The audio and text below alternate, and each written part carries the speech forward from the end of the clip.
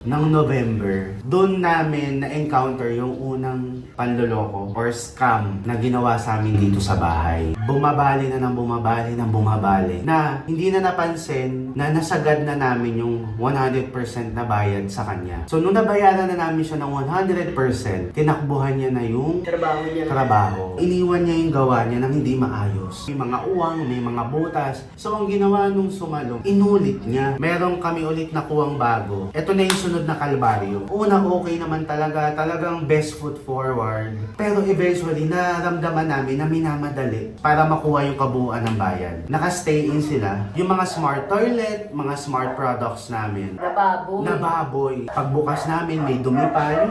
Nababoy talaga.